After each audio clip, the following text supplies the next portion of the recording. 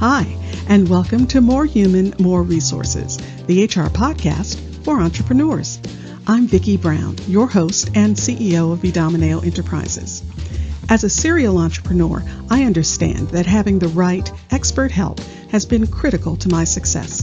That's why I'm dedicated to telling you, in plain language, what's going on in the world of HR that might impact your business and what you need to do about it, with real actionable tips to help you master that list of must-dos and grow your leadership muscle.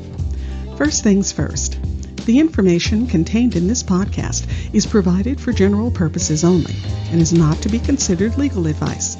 Your decision to adopt or not adopt any practice or procedure mentioned in this podcast is solely yours, and we bear no responsibility for the outcome. We urge you to always consult legal counsel and other appropriate licensed professionals. And with that, let's get into the show.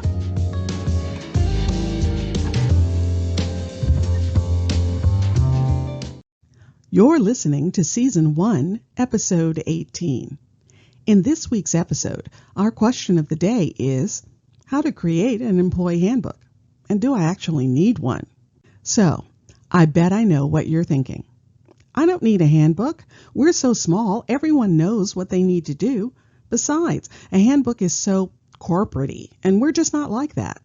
And hey, if I don't have any formal policies written down, then I can't be held to anything, right? If only it were that simple. Because written or not, as an employer, there's a host of policies you're held to, from the feds, your state, and maybe even your county or city. So don't fool yourself. They exist, whether you choose to write them down or not. And while you may think everyone knows what they need to do, everyone may not know what they shouldn't do, or what the process is if they don't do what they should do, and on and on. Now, in all fairness, I've heard labor attorneys say they prefer their clients not have a handbook, so they don't get tripped up in written policies. If something happens, they can just say, it was a policy to do it that way or this way. But honestly, I haven't heard that in quite a few years, because the landscape is just too treacherous these days. It's like going into battle with no playbook and no shield. Besides, a policy that isn't properly communicated to and acknowledged by the employee is like a tree falling in the forest. Did it happen at all? Okay, before you let that pit in your stomach develop, just think about this. There's no need for this to be a back-in-the-day personnel manual, some giant 3-ring binder of a book that just sits on shelves collecting dust. Your employee handbook can reflect your company's unique culture and be delivered in a current, searchable format, something your team will find easy to use and reference. Why not put it on your intranet? What? You don't have an intranet? Okay. In an upcoming episode, we'll talk about how easy it is to make one for no or low cost. It could be an unlisted landing page on your website or a separate low-cost Wix site, but we'll get into all that later. Anyway, back to the handbook.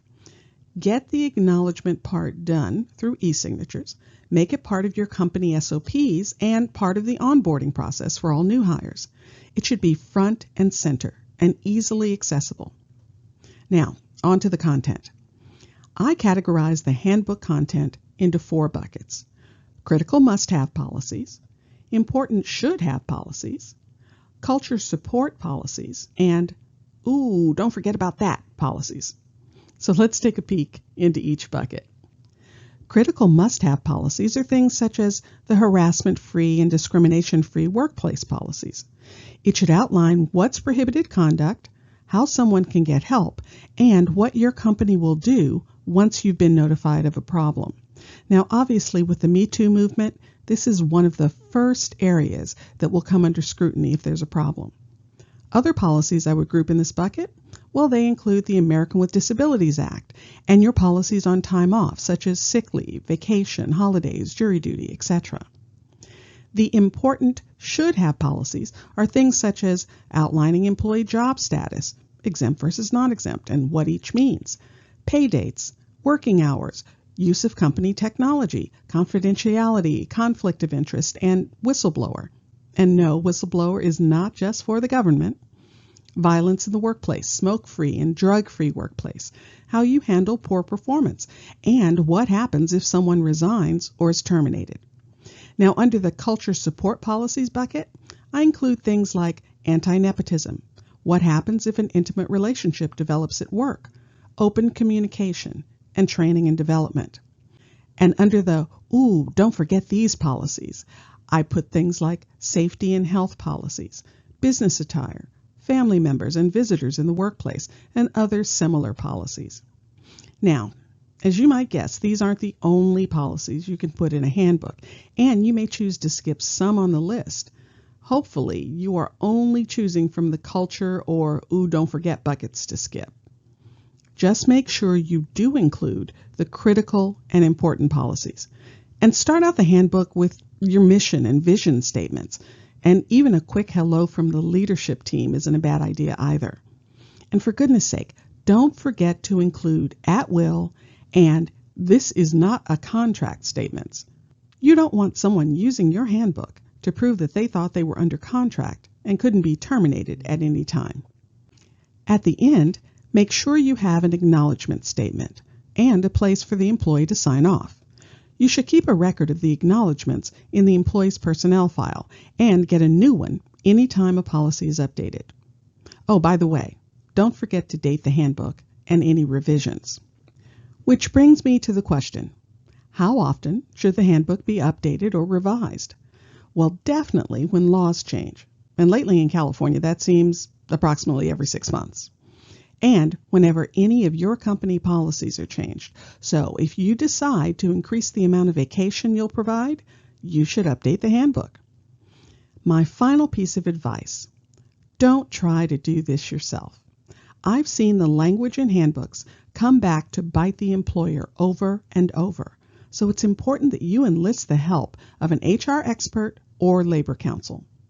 Now I think you know which one I would suggest you try. Either way, the point is, get help, because you do need a handbook, and you do need a good one. If you found this information helpful, please leave a review and tell a friend.